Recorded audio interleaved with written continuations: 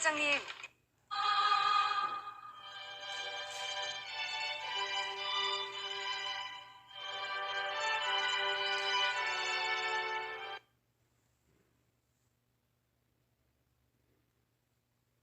참 이상하다.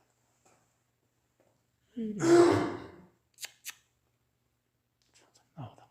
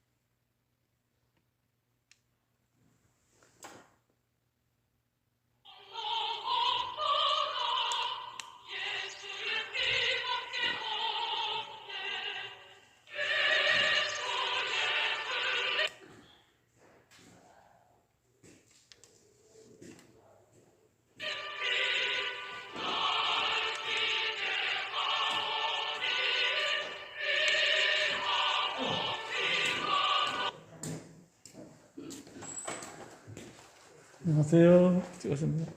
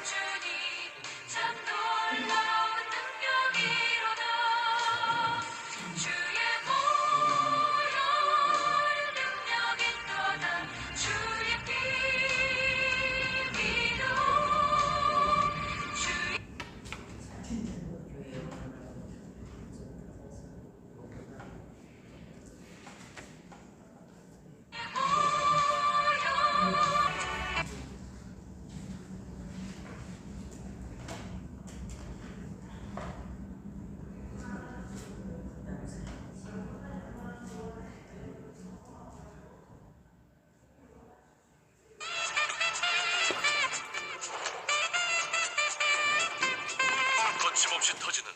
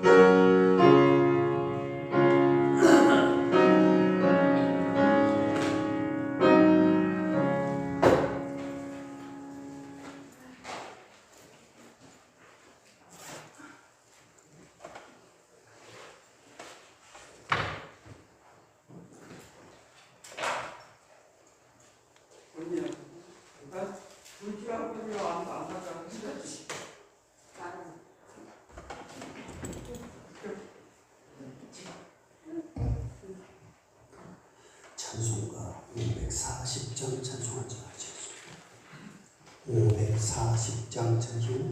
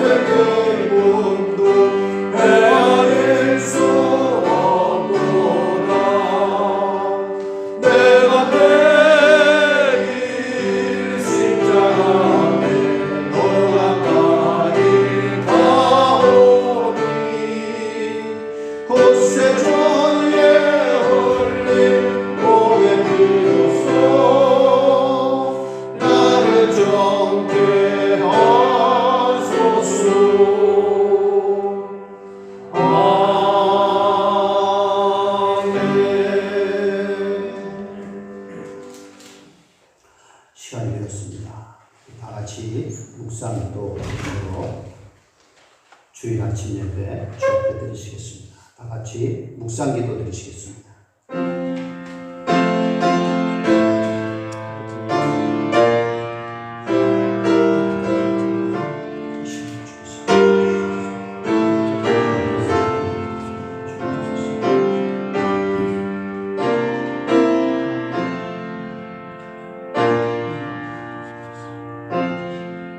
오라, 우리가 여호와께 노래하며 우리의 구원의 반석을 향하여 즐거이 외치자. 우리가 감사함으로 그 앞에 나아가며 시를 지어 즐거이 그를 노래하자. 여호와는 크신 하나님이시요 모든 신들보다 크신 왕이시기 때문이로다. 아멘. 아버지 하나님, 주의 은혜와 사랑을 감사합니다. 오늘도 우리가 주의 전전에 찾아나와 예배하게 하심을 감사합니다. 이 시간도 영과 진리로 주 앞에 예배하게 하시고 이 자리에 주님의 은혜가 충만하며 주의 영광이 가득하게 하여 주시옵기를 원합니다. 아멘. 예배를 방해하는 모든 요소들 주께서 물리쳐 주시옵시고 오직 주만 영광받아 주시옵소서. 아멘. 예배 시종을 온전히 주께 의탁합니다. 주께서 주관하여 주옵소서. 예수님의 이름으로 기원하옵나이다. 아멘. 아멘. 다 같이 일어서셔서 찬송가 37장 찬송하시겠습니다. 37장.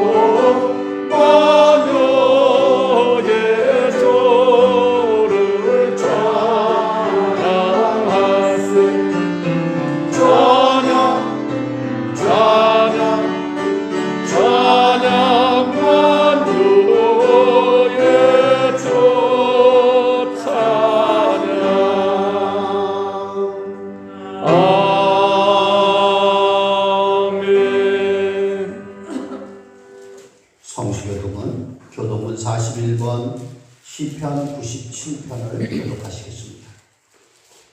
교독문 41번 시편 97편을 교독하십니다. 여호와께서 다스리시나니 땅은 즐거워하며 허다한 섬은 기뻐할지어다. 구름과 흑암이 그를 둘렀고 의와 공평이 그의 보좌의 기초로다. 불이 그의 앞에서 나와 사방의 대적들을 불사르시는도다. 그의 번개가 세계를 비추니 땅이 보고 떨었도다. 산들이 여호와의 앞 곧 온 땅의 주 앞에서 밀랍같이 녹았도다. 하늘이 그의 의를 선포하니 모든 백성이 그의 영광을 보았도다. 조각한 신상을 섬기며 허무한 것으로 자랑하는 자는 다 수치를 당할 것이라. 너희 신들아 여호와께 경배할지어다. 여호와여, 시온이 주의 심판을 듣고 기뻐하며 유다의 딸들이 즐거워하였나이다. 여호와여, 주는 온 땅 위에 지존하시고 모든 신들보다 위에 계시니이다.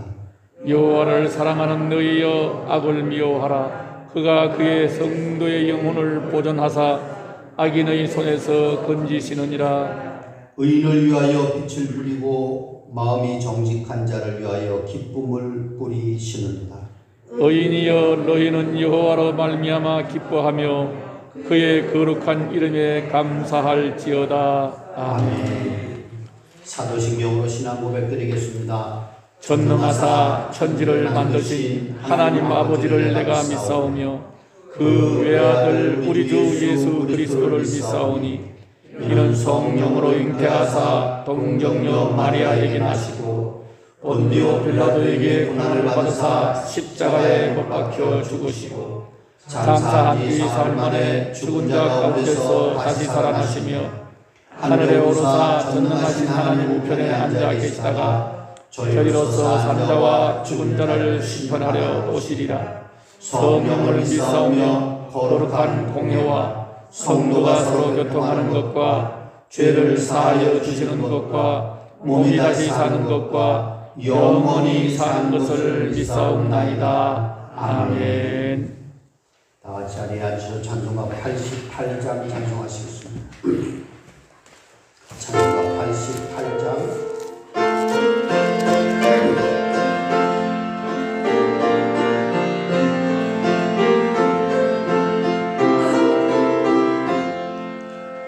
내 심정 사모하는 친구가 되시고 구주 예수님은 아름다워라. 산 밑에 백합하여 빛나는 새벽별 주님 영원할 길 아주었도다. 내 영이 아플 적에 큰 위로 되시며 나 외로울 때 좋은 친구라. 주는 저 산 밑에 백합 빛나는 새벽별 이 땅 위에 비길 것이 없도다. 내 맘의 모든 염려 이 세상 오락할 주님 항상 같이 하여 주시고 시험을 당할 때에 악마의 계교를 적시 몰래 제사 나를 지키네. 온 세상 날 버려도 주 예수 안 버려 끝까지 나를 돌아보시니 주는 저 산 밑에 백합 빛나는 새벽별 이 땅 위에 비길 곳이 없도다. 내 맘을 다하여서 주님을 따르며 길게 나를 사랑하리니 물불이 두렵지 않고 창문도 없네. 주는 높은 산성 내 방패시라. 내 영혼 먹이시는 그 은혜 누리고 나 친히 주를 뵙기 원하네. 주는 저 산 밑에 백합 빛나는 새벽별 이 땅 위에 비길 것이 없도다. 아멘.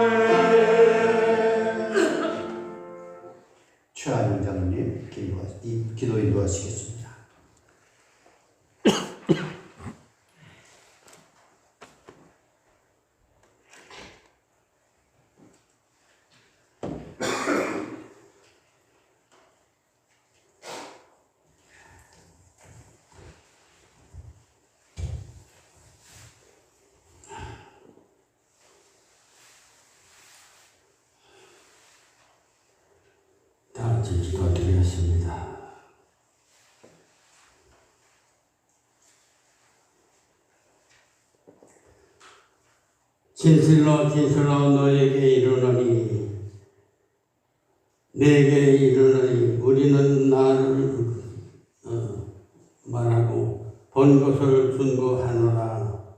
그러나 너희가 우리의 전한 것은 빚받지 아니하도다. 내가 땅에 일을 말하여도 너희가 믿지 아니하는거든. 하물며 하늘의 일을 말하면 어떻게 믿겠느냐. 하늘에서 내려온 자 곧 인자 외에는 하늘에 올라간 자가 없느니라. 모세가 광야에서 뱀을 걷건같이 인자도 들려야 하리니 이는 그를 믿는 자마다 영생을 얻게 하려 함이니라. 아멘. 영광을 돌리고 돌려옵나이다. 아버지 하나님 은혜와 사랑을 진심으로 감사합니다. 오늘도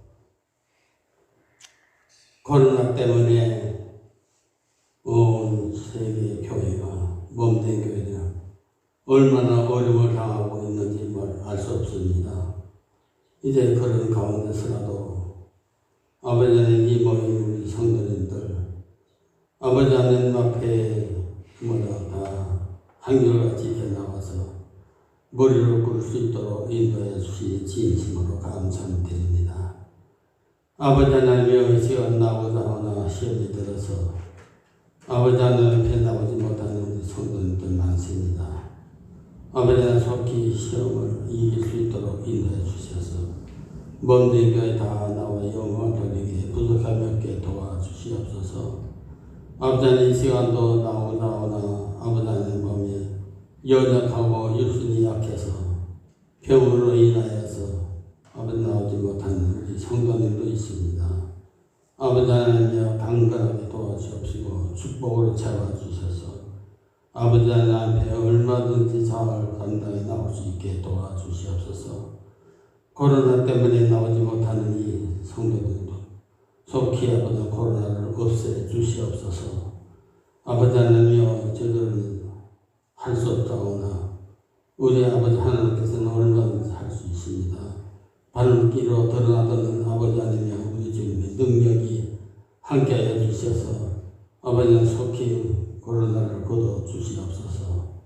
이 시간도 무언대교에 나와서 영광을 돌리고 아버지 하나님 나아가서 저도 사명을 잘 감당하고 성도의 아버지 하나님여 여러 번역으로 말씀으로 전하고 우리 주님 앞에 영광을 돌려야 되겠는데 아버지 하나님 앞에 그것을 잘 아버지 하나님 전하지도 못하고 저들 생각대로 사는 죄들 아버지는 다 용서해 주옵시고 온전히 아버지 하나님 말씀으로 정말로 그 사명을 잘 감당하는 우리 성도의 사명을 잘 감당하는 우리 성도들이 다 되게 도와주시기를 바라옵고 원합니다.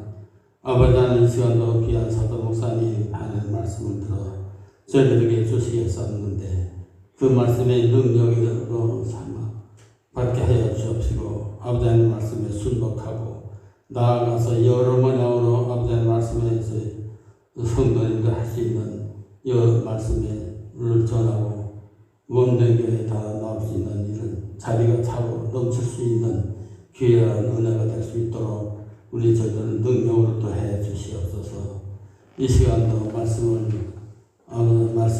전하며 그 말씀의 축복 많이 받을 수 있는 귀한 시간이 되시게 도와주시옵소서.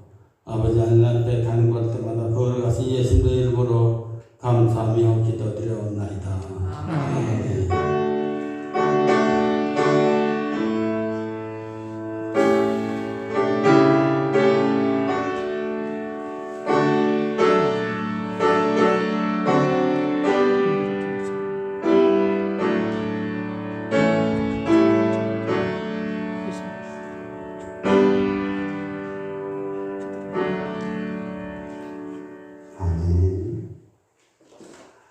말씀입니다. 예레미야서 32장 1절로 15절까지 있는 말씀 보겠습니다. 예레미야서 32장 1절로 15절까지 있는 말씀. 예레미야 32장 1절로 15절까지 있는 말씀. 다 찾으신 줄 알고 공독합니다. 유다의 시드기야 왕 열째 해 곧 느부갓네살 18째 해에 여호와의 말씀이 예레미야에게 임하니라. 그때 바벨론 군대는 예루살렘을 에워싸고 선지자 예레미야는 유다의 왕의 궁중에 있는 시위대들에 갇혔으니 이는 그가 예언하기를 여호와의 말씀에 보라, 내가 이 성을 바벨론 왕의 손에 넘기리니 그가 차지할 것이며 유다 왕 시드기야는 갈대아인의 손에서 벗어나지 못하고 반드시 바벨론 왕의 손에 넘겨진 바 되리니 입이 입을 대하여 말하고 눈이 서로 볼 것이며 그가 시드기야를 바벨론으로 끌어가리니 시드기야는 내가 돌볼 때까지 거기에 있으리라. 여호와께서 이와 같이 말씀하시니라. 너희가 갈대아인과 싸울지라도 승리하지 못하리라 하셨다 하였더니 유다 왕 시드기야가 이르되 내가 어찌하여 이같이 예언하였느냐 하고 그를 가두었음이었더라. 예레미야가 이르되 여호와의 말씀이 내게 임하였느니라. 이르시기를 보라, 내 숙부 살롬의 아들 하나멜이 내게 와서 말하기를 너는 아나돗에 있는 내 밭을 사라. 이 기업을 누릴 권리가 내게 있느니라 하리라 하시더니 여호와의 말씀이 같이 나의 숙부의 아들 하나멜이 시위대들 안 나에게 와서 이르되 청하노니 너는 베냐민 땅 아나돗에 있는 나의 밭을 사라. 기업의 상속권이 내게 있고 물을 권리가 내게 있으니 너를 위하여 사라 하는지라. 내가 이것이 여호와의 말씀인 줄 알았으므로 내 숙부의 아들 하나멜의 아나돗에 있는 밭을 사는데 은 17세겔을 달아 주되 증서를 써서 봉인하고 증인을 세우고 은을 저울에 달아주고 법과 규례대로 봉인하고 봉인하지 아니한 매매 증서를 내가 가지고 나의 숙부의 아들 하나멜과 매매 증서의 임침 증인과 시위대들에 앉아 있는 유다 모든 사람 앞에서 그 매매 증서를 마세야의 손자 네리야의 아들 바룩에게 붙이며 그들의 앞에서 바룩에게 명령하여 이르되 만군의 여호와의 이스라엘의 하나님께서 이와 같이 말씀하시기를 너는 이 증서를 봉인하고 봉인하지 않은 매매 증서를 가지고 토기에 담아 오랫동안 보존하게 하라. 만군의 여호와 이스라엘의 하나님께서 이와 같이 말씀하시니 사람이 이 땅에서 집과 밭과 포도원을 다시 사게 되리라 하셨다 하리라. 아멘.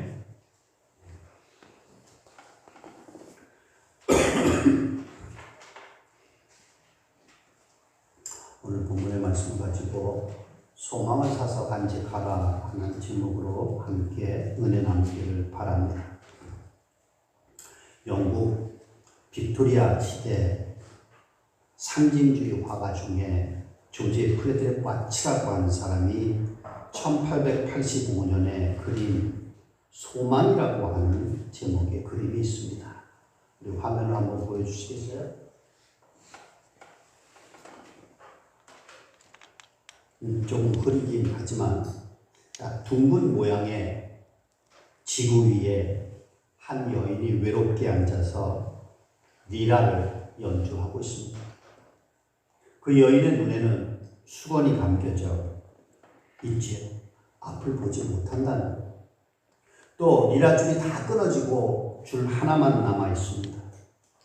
그리고 그녀가 입고 있는 옷은 살이 다 비칠 정도의 얇은 천입니다.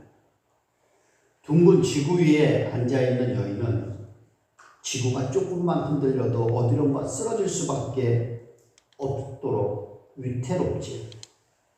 그래서인지 왼발을 떨어지지 않게 오른발 종아리를 딱 감싸고 있는 모습이 발에는 신발도 신지 않았습니다.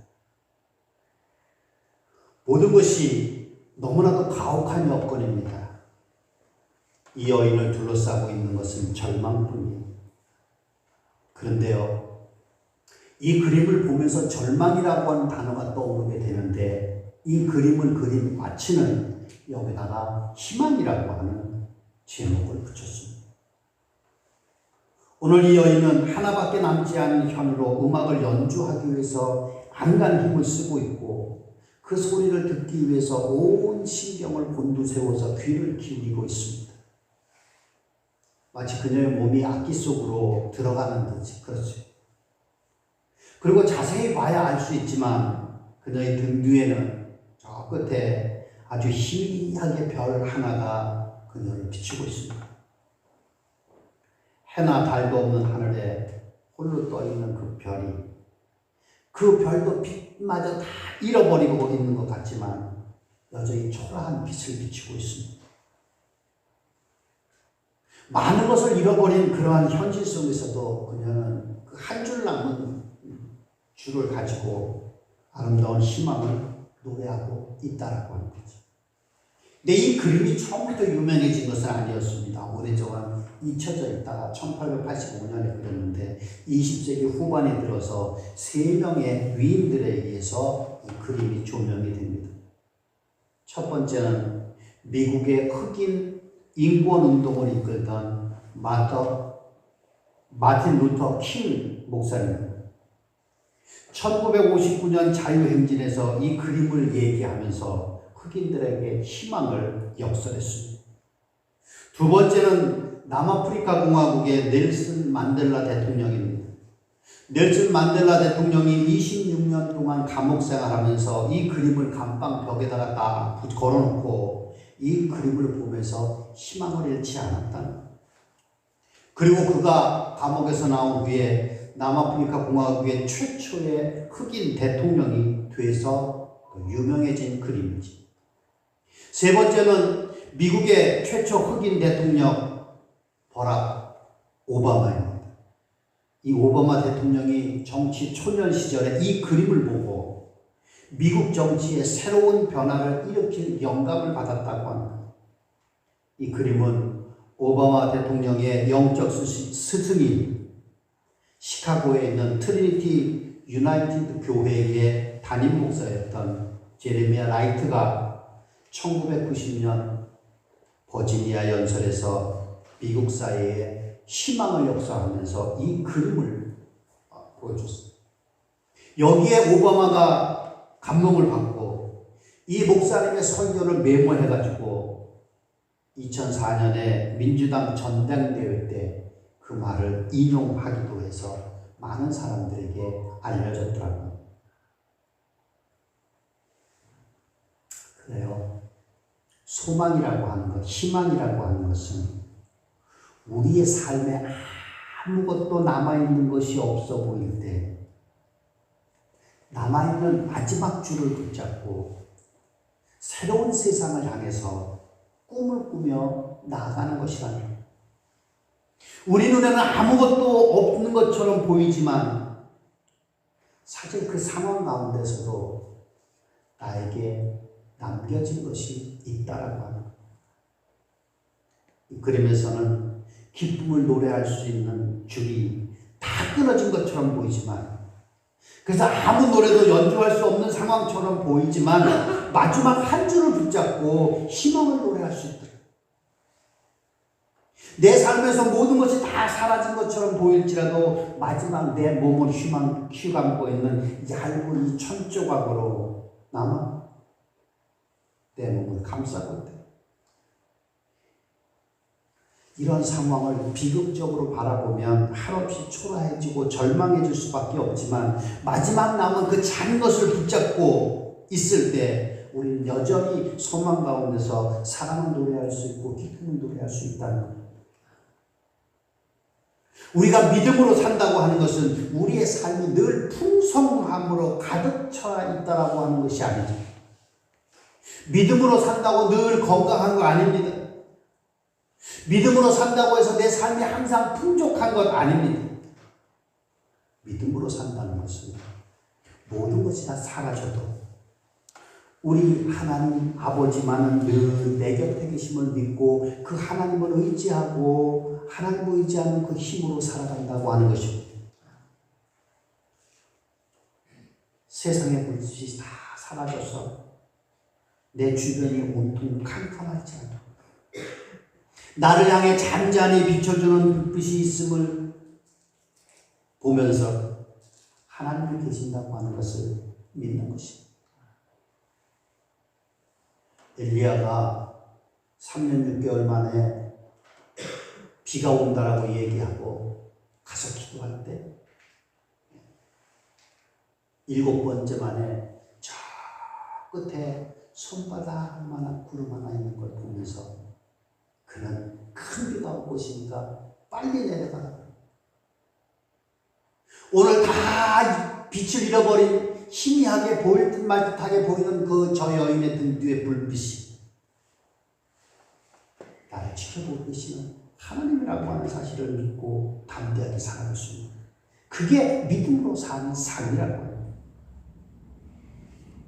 그래서 우리에게 소망이라고 하는 것, 우리에게 희망이라고 하는 것은 세상의 큰 무엇이 아닙니다.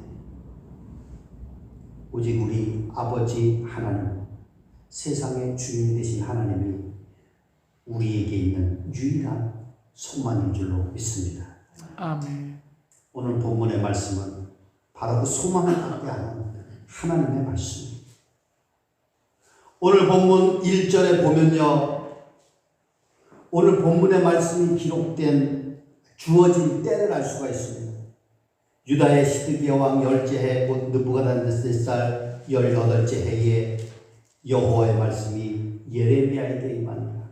그리고 2절에 그때 이스라엘 백성들이 어떠한 일이 벌어지고 있는지를 말씀합니다.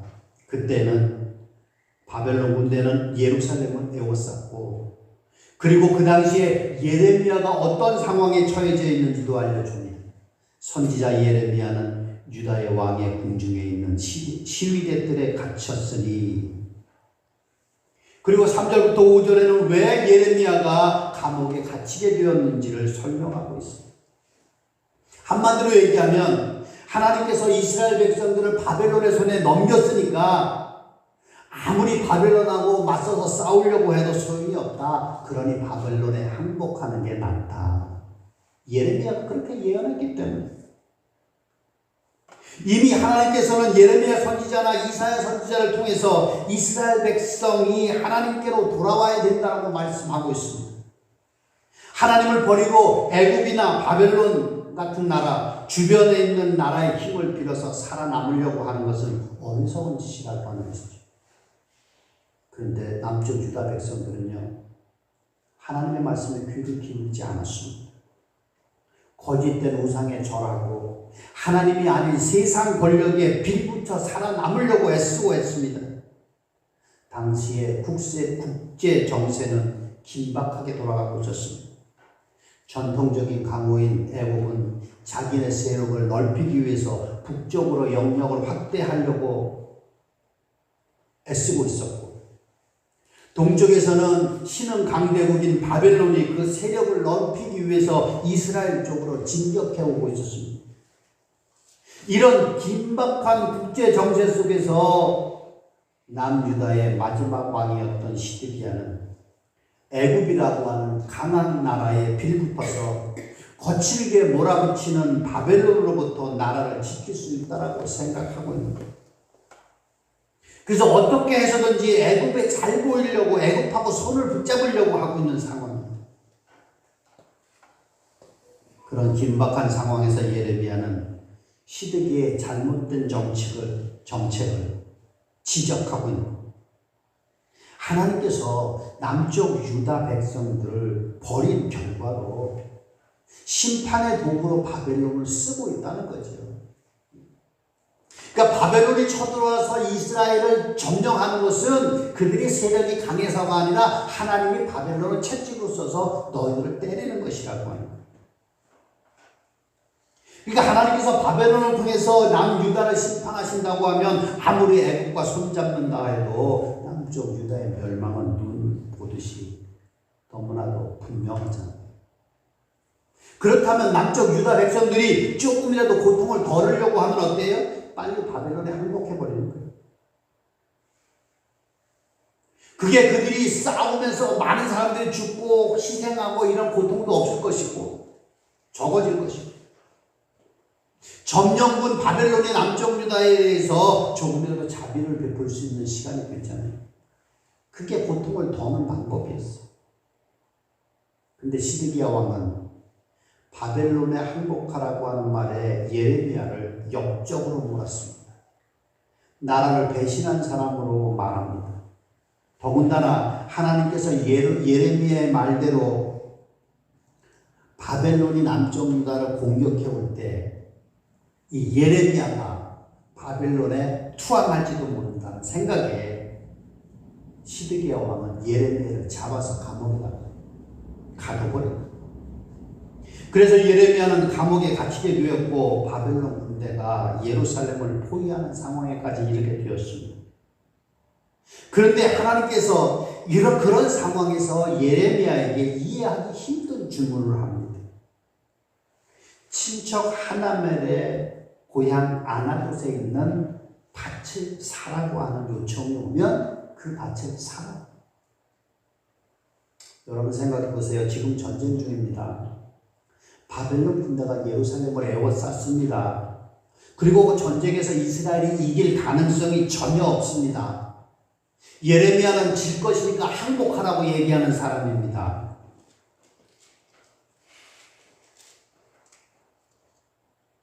그러면 금방 나라를 잃어버릴 거고 나라는 온통 쑥대밭이 될 것입니다. 이런 판국에 땅을 산다는 것이 이해가 안 됩니다. 조금 있으면 나라 다 망해서 네 거 내 거 없어지고 그 나라에 속해버릴 건데 그 땅을 산다. 바벨론하고 전쟁에서 우리가 이긴다면 땅 사는 거 괜찮을 수 있습니다.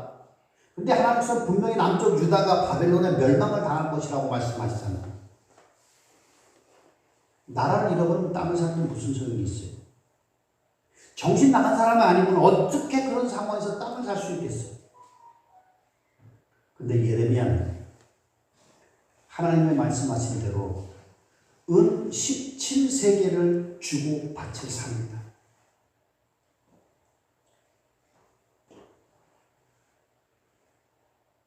은 한 세겔이 노동자 4일의 품값입니다. 노동자가 나흘이라면 요즘 뭐 하루 품값 얼마나 치겠어요? 한 10만 원 친다 그러면 40만 원, 은 한 세겔이 40만 원. 근데 예레미야 노동자의 품값 17세겔이니까 68일치.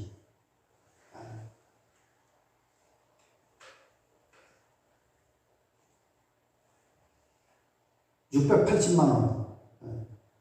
하루 10만 원 품값 따지면 주고 밭을 사서. 그럼 그 땅이 얼마나 넓겠어요? 몇 평 안 되겠죠. 근데 하나님께서 왜 예레미야에게 그 밭을 사라 했을까? 노동자 68일치의 임금에 해당하는 돈을 주고 밭을 샀다고 하는 것은 어려울 때 땅 사가지고 땅 투기하라는 것이 아니죠. 그 땅에서 무슨 땅 투기를, 부동산 투기를 하겠어요. 그 당시 이스라엘 백성들은 이 땅이 모두가 다 하나님의 땅이라고, 하나님의 것이라고 하는 생각을 가지고 있었잖아요. 그래서 땅을 가지고 투기한다고 하는 생각조차도 가지고 있지 않았던 사람들이에요. 근데 하나님께서 왜 예레미야에게 이 밭을 사라고 했을까? 그의 대답은 하나예요. 이제 곧 바벨론에 의해서 나라가 멸망을 당할 겁니다. 온 국토가 다 쑥대밭이 될 것입니다. 수많은 사람들이 전쟁통에 죽고 살아남는 사람 가운데서도 많은 사람들이 포로로 끌려갈 것입니다. 그런 상황에 이스라엘 백성들이 절망에 빠질 거라고 하는 나라를 잃어버렸지요. 그토록 소중히 여기던 성전도 파괴됐죠. 수많은 사람들이 죽고 살아남은 사람들은 대개 포로로 끌려갔죠. 나라의 희망이 사라질 겁니다. 포로로 끌려간 사람들이나 겨우 목숨을 구해서 이스라엘 땅에 살아남아있는 사람들이나 모두가 다 절망에 빠지고 말 것입니다. 모든 것이 끝났다. 더 이상 희망이 없다라고 말할 겁니다. 근데 하나님께서는 그렇게 실망하게 될 이스라엘 백성들에게 미리 소망을 주시는 거예요. 언젠가 하나님께서 약속한 때가 되면 이스라엘이 회복할 것이라고 하는 말. 포로로 끌려간 사람들은 예레미야가 예언한 것처럼 70년의 기한이 차면 고국에 돌아올 거예요. 그때 나라가 회복되고 포로가 돌아오게 될 때 그때 다시금 농과 밭을 일구게 될 것이라고. 그때 농사지을 땅이 필요하잖아요. 예레미야가 비록 큰 밭을 산 것이 아닐지라도 밭을 샀다라고 하는 것입니다. 시간이 지난 후에 하나님께서 우리 민족을 회복시켜 주실 것이라고 하는 사실을 알려주기 위한 것이다. 그래서 매매 계약서를 쓸 때 10절에서 11절에 말씀한 대로 두 장의 매매 계약서를 씁니다. 하나는 법과 규례대로 봉인해서 보관을 하고 다른 하나는 봉인하지 않고 보관을 합니다. 봉인하지 않은 이유는 뭐예요? 많은 사람들에게 그 밭이 매매되었다고 하는 사실을 알리기 위한 겁니다. 그런 전쟁통에 밭을 매매한 것을 통해서 먼 훗날 하나님께서 이 땅을 회복시켜 주실 것이라고 하는 사실을 사람들에게 분명하게 보여주기 위한 것이랍니다. 어쩌면 사람들은 그런 예레미야를 향해서 어리석은 사람이라고 놀릴지도 모릅니다. 정말 바보 같은 짓을 했다라고 말할지도 모릅니다. 지금이 어느 때인데 밭을 사느냐고. 근데 예레미야는 하나님의 이 말씀을 통해서 이스라엘 백성들에게 소망을 주고 싶었던 거예요. 하나님께서 이스라엘 백성들을 버리지 않았다고 하는 사실을 알려주고 싶습니다. 지금 그들이 이 예레미야의 행동을 이해할 수 없었을 것입니다. 근데 전쟁이 끝나고 포로로 잡혀간 사람들은 예레미야의 행동을 통해서 작은 소망을 갖게 될 거예요. 그 땅에 남아있던 사람들 역시 예레미야를 통해서 말씀하신 하나님의 말씀에 소망을 가질 거예요. 예레미야는 유다 백성들에게 하나님께서 70년의 시간이 차면 우리 민족을 회복시켜 주실 것이라고 선포했습니다. 그리고 선포한 말씀, 그거 말씀만으로 단순하게 끝난 것이 아니라 전쟁통에 밭을 사는 행동을 통해서 그 말씀에 확실하다고 하는 것을 보여주고요. 그래서 예레미야가 밭을 샀다고 하는 것은 단순히 땅을 샀다고 하는 것을 의미하고 있는 것이 아닙니다. 예레미야는 이스라엘의 소망을 샀습니다. 지금 우리는 너무 힘든 시대를 살아가고 있습니다. 많은 사람들이 우울감에 사로잡혀 살아가기도 하고 언제 끝날지도 모르는 이 코로나로 인해서 불안해하면서 살아갑니다. 방역당국에서는 지금 이 시국이 비상사태를 넘어서 전시상태와 같다고 말하기도 합니다. 그만큼 큰 위기의 시대이기도 합니다.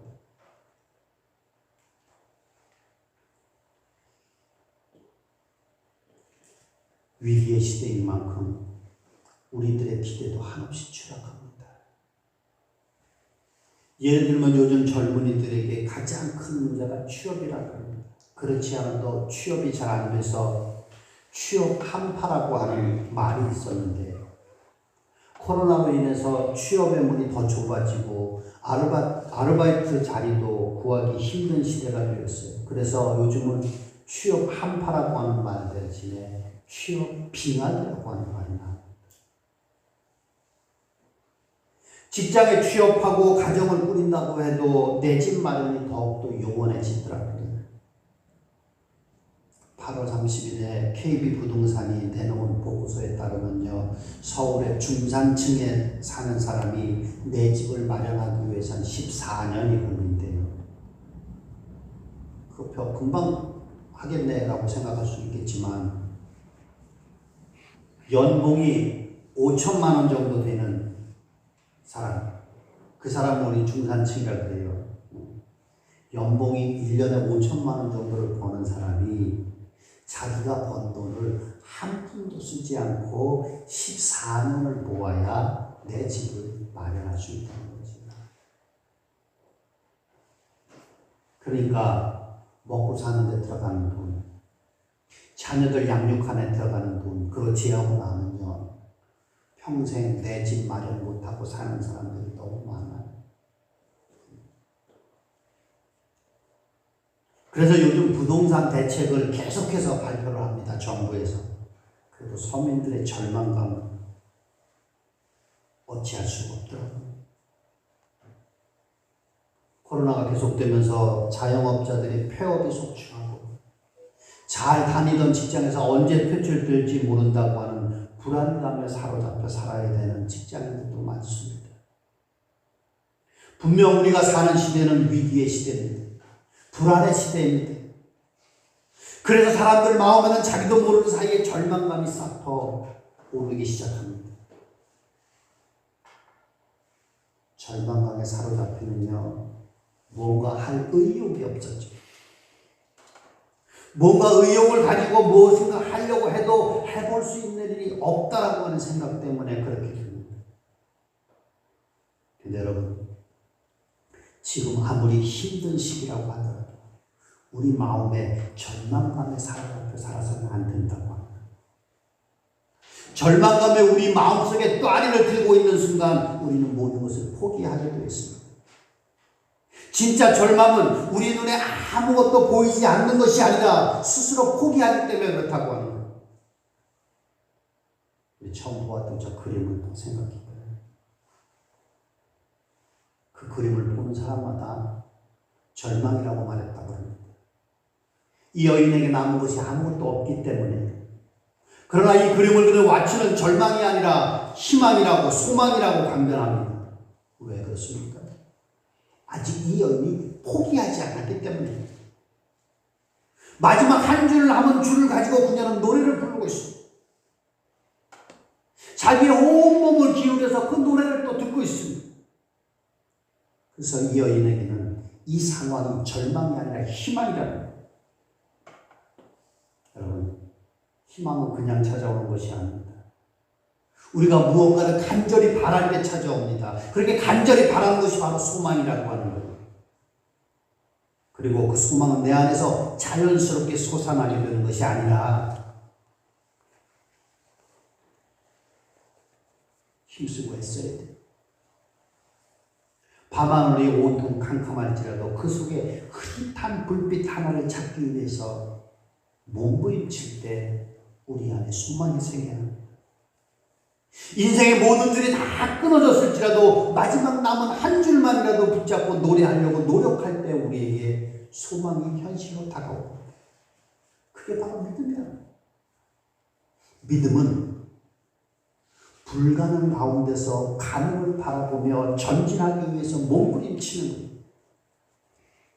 온통 내 주변이 공허함으로 가득 차 있다고 할지라도 거기서 나에게 다가오고 있는 하나님을 기대합니다. 그래서 우리가 가지는 소망의 근거는 나 자신에 있는 것이 아니라 하나님께 있다. 우리를 한순간도 잊지 아니하시는 그 하나님이 우리의 소망인 줄로 믿습니다. 아멘. 죽음의 수용소에서라고 하는 책을 쓴 빅터 플랭클이라고 하는 사람이 제2차 세계대전 당시에 독일의 아우슈비츠 강제 수용소에 3년 동안 수감되어 있었습니다. 그 안에서 수감자를 바라보면서 그는 이렇게 결론을 내렸습니다. 마음으로 포기한 사람은 곧 쇠약해졌고 소망을 가진 사람들은 끝까지 살아남았습니다. 혼자만 소망을 가진 것이 아니라 절망 가운데 있는 사람을 도와주었습니다. 그래요. 소망을 잃어버린 사람은 삶의 의미를 잃어버리기 때문에 금방 쇠약해집니다. 그러나 끝까지 소망을 가진 사람은 살아남습니다. 세상의 소망도 이렇게 큰 힘을 가지는데 우리는 믿음의 사람들이죠. 하나님을 나의 소망으로 삼고 사는 사람들입니다. 시편 146편 5절의 시인은 이렇게 노래합니다. 야곱의 하나님을 자기의 도움으로 삼으며 여호와 자기 하나님에게 자기의 소망을 두는 자는 복이 있도다. 우리는 하나님의 백성입니다. 우리는 하나님의 자녀인 줄로 믿습니다. 우리의 아버지이신 하나님께서 우리의 소망을 두고 산다면 아무리 힘든 상황이라 하더라도 이겨내지 못할 일이 없습니다. 아멘. 여러분, 내 소망은 거저 생기는 것이 아니라 소망은 쟁취해야 됩니다. 전쟁통에 돈을 주고 밭을 산 예레미야처럼 우리는 소망을 사야 됩니다. 소망을 사서 간직해야 됩니다. 소망을 가진 자에게 내일이 있고 미래가 있습니다.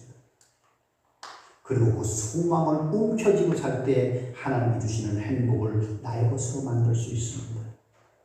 힘들 때 힘든 상황만 바라보지 마세요. 우리의 삶에 하나님께서 비춰주시는 조그만 희망의 빛을 찾아볼 수 있기를 바랍니다. 아주 작은 빛이라도 좋습니다. 자세히 보이지 않을 수도 있는 빛입니다. 그러나 분명한 것은 하나님께서 살아계시는 하나님, 그 하나님께서 우리에게 늘 그 빛을 비춰주고 계시다고 하는 거예요. 그 빛을 바라보면서 소망을 사서 마음에 간직할 수 있기를 바랍니다. 아멘. 그리고 조금 더 힘을 내서 살아. 언젠가 우리의 삶에 어둠이 걷히고 광명의 새날이 올 줄로 믿습니다. 우리는 그리스도입니다. 하나님의 자녀입니다. 그리스도의 소망을 가진 사람들입니다. 하나님께서 우리의 소망이 되고 예수 그리스도께서 우리의 희망이 되시기 때문에 우리는 담대히 살아갈 수 있습니다. 지금 이 어려움을 다 극복하고 이기고 정말 주 앞에 영광 돌리며 찬양하며 살아갈 수 있는 날이 곧 오게 될 것을 소망하면서 담대히 우리의 믿음을 지켜나가는 귀한 주의 자녀들이 되기를 주의 이름으로 축원합니다. 아멘. 기도하시겠습니다. 아버지 하나님, 주의 은혜와 사랑을 감사합니다. 주께서 오늘도 우리를 사랑하시고 인도하여 주시니 감사합니다. 세상이 힘들고 어렵습니다. 예배하는 것까지도 단속을 받으며 방해를 받으며 어려운 때가 되었습니다. 그러나 주께서 나와 함께 하시니 나는 담대히 주 앞에 예배하며 주의 은혜를 기대합니다. 주여, 이 모든 것들이 다 지나가고 또다시 주께 감사와 영광을 돌리게 되는 승리의 날이 올 줄로 믿습니다. 아멘. 그 믿음으로 그 날을 바라보며 감사하며 담대히 나아가는 믿음의 자녀들이 다 되어지게 하여 주시옵소서. 아멘. 예수님의 예수님의 이름으로 기도하옵나이다. 아멘. 486장 찬송하시고 486장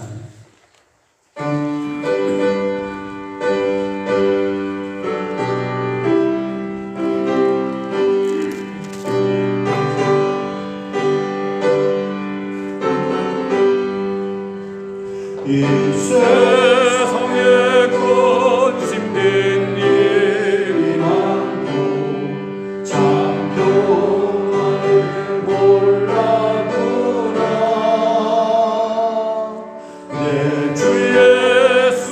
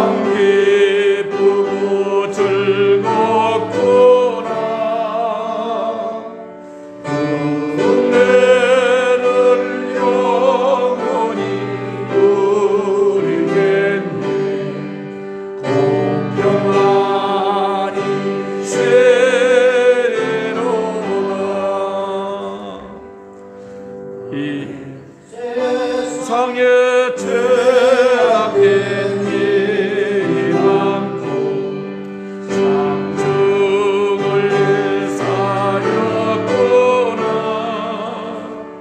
내 주 예수 날 건져주시오니 공평하니 있으리로다. 주 예수의 구원을 은혜로다.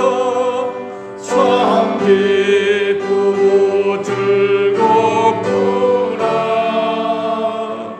그 은혜를 영원히 누리겠네. 공평하니 세리로다.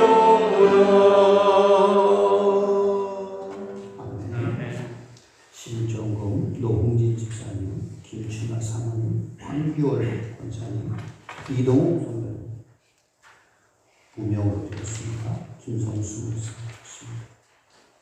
성경금 노홍진 집사님, 김춘하 사모님, 황규월 권사님, 김성수 목사, 서경숙 장로, 김예성 어린이, 김예서 어린이, 김예봉 어린이 드렸습니다. 감사함금 무명으로 드렸습니다. 범사에 감사드립니다. 최현 장로님, 김진주 검사님, 범사에 감사합니다. 이미로 집사님 드렸습니다. 멀리 있는 가족들이 영상으로 장동기 목사님 주도 예배를 드리게 하심을 감사합니다. 정수자 사모님 주셨습니다. 드려진 예물을 위해서 기도하시겠습니다. 아버지 하나님, 주의 은혜와 사랑을 감사합니다. 주께서 오늘도 우리를 사랑하여 주시고 인도하여 주시옵소서. 우리로 하여금 주 앞에 나와 예배하게 하시며 주 앞에 또한 귀한 예물을 드리게 하시니 감사합니다. 이 예물 속에 우리의 몸과 마음과 정성과 뜻이 함께 담겨져 있사오매 주여 기뻐 받아주시옵시고 그 손길에 축사하여 주시옵소서. 그 손길이 복되게 하시고 풍성함의 역사가 있게 하시며 드려지는 이 예물이 쓰이는 곳에 주의 영광이 가득하며 오병이어의 역사가 나타나게 하여 주시옵소서. 아멘. 예수님의 이름으로 기도하옵나이다. 아멘. 광고 말씀드립니다. 경기북로의 제56회 정기회가 10월 13일 화요일 날 오전 9시부터 우리 전국 광명교회에서 있겠습니다. 많이 기억하시고 또 우리 성노예를 위해서 많이 기도해 주시기를 바랍니다. 우리 안창호 권사님께서 어제 신로암 노인전문병원에 입원하셨습니다. 요양원에 가셔서 우선은 자녀분들이 터키에 있는 자녀와 미국에 있는 자녀가 6개월 4월 달에 한국에 오게 된다고 합니다. 그때까지 우선은 그곳에 머물게 됩니다. 요양원에 계시는 우리 권사님들에서도 많이 기도해 주시기를 바랍니다. 우리 다 같이 일어서셔서 635장 찬송하시겠습니다.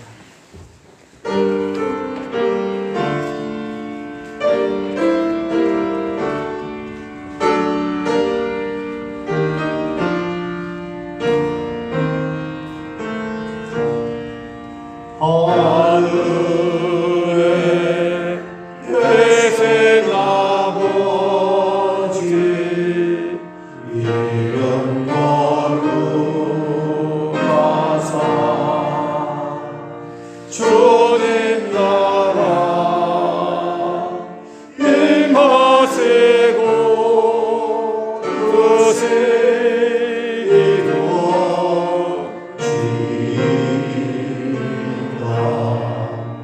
일용할 양식 주시고 우리들의 큰 죄 다 용서하옵시고 또 시험에 들게 마시고 악에서 구원하소서. 내게 주의 나라 주의 권세 주의 영광 영원히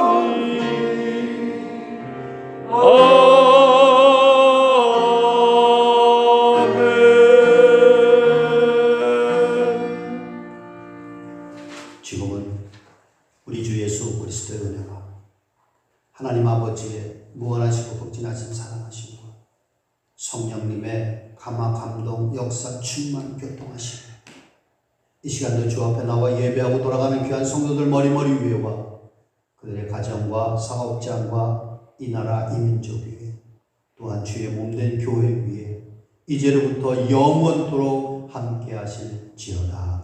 아멘. 이것으로서 방송을 끄겠습니다. 감사합니다.